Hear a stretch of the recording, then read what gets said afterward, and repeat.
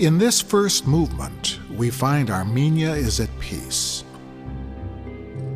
A normal, everyday existence with closeness of family, good friends, rich food, and culture. A place inhabited by normal, everyday workers, merchants, entrepreneurs, scholars, and intellectuals.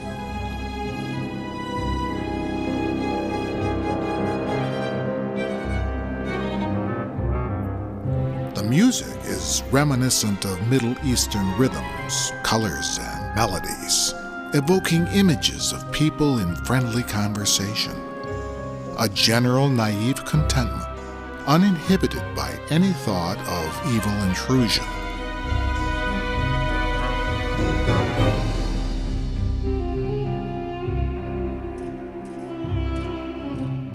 The people carry on, working, providing for their families, eating and worshiping together. Sometimes laughter and celebration, sometimes worry and concern, but always free to express themselves without fear. Swinging from major to minor and then back again, this movement encapsulates the optimism in everyday routines. Life is simple, but good. The melody carries us through one octave after another, representing the various voices one would hear while walking through the open-air markets of Yerevan. The hustle-bustle of active city living, the sounds of traffic, bartering, and deal-making.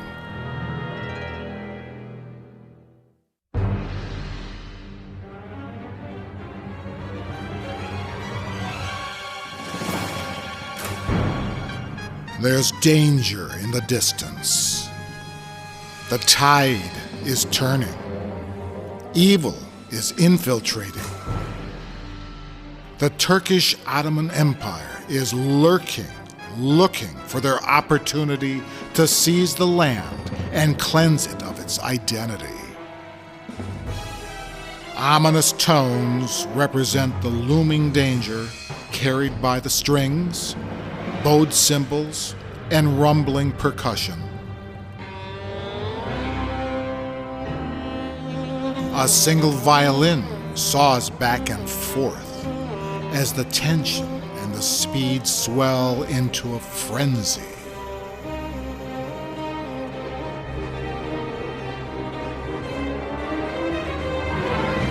Now all hell breaks loose.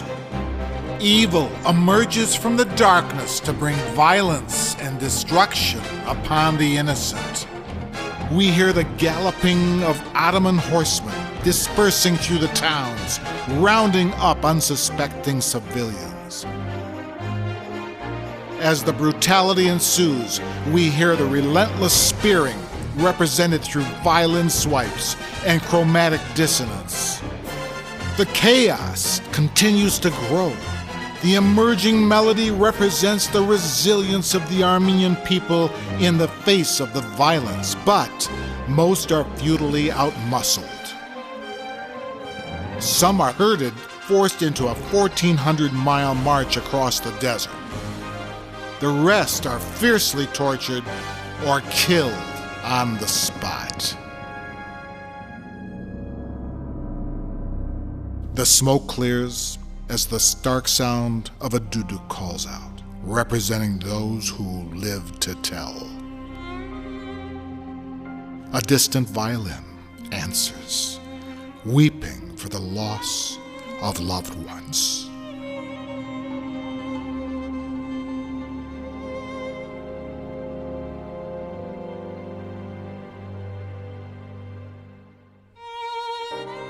The final section leads the listener into a traditional Armenian hymn, Miain Surp, Miain Der, or One is Holy, One is Lord. This hymn decrees allegiance to God and is sung during communion in Armenian churches across the world.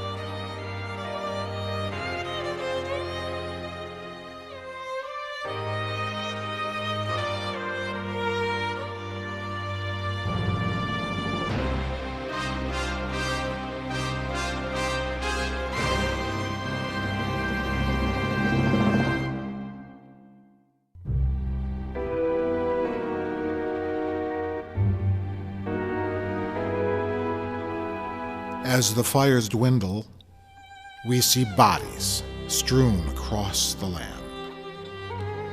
Those still alive are left with the question, why?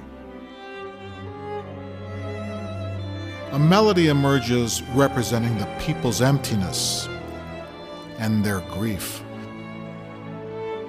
What had they done to deserve such a horrific tragedy? How could an all-knowing and all-loving God let such terrible things happen?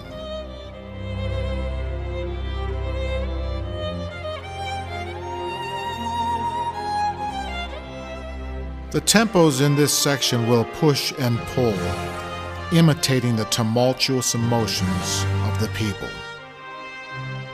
They struggle to accept the existence of God in the face of this atrocity. The rhythm picks up with the trumpets, representing the intensity of the internal conflict, to believe or not to believe. The nation to first accept Christianity in 301 AD is left in a sea of incredulity.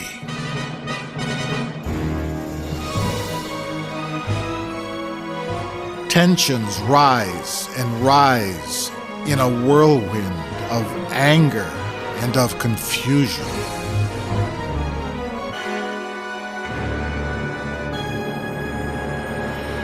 Eventually, the music changes keys, moving up a half step, suggesting a revelation of wonderment and of hope. But the questions persist. Was this all predestined, part of a master plan? What, if anything, is truly in our control? Are we just a speck of dust on a blue marble hurling through space, gone within the blink of an eye? How do you maintain your faith and put your utmost trust in something invisible? Or do you only believe in the things you can see?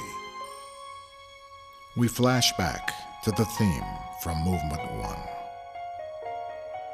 reminding us of better times, the way things were. But the past has come and has gone. The movement concludes with the sounding of church bells, a memorial for the fallen, and a call to prayer for the grieving.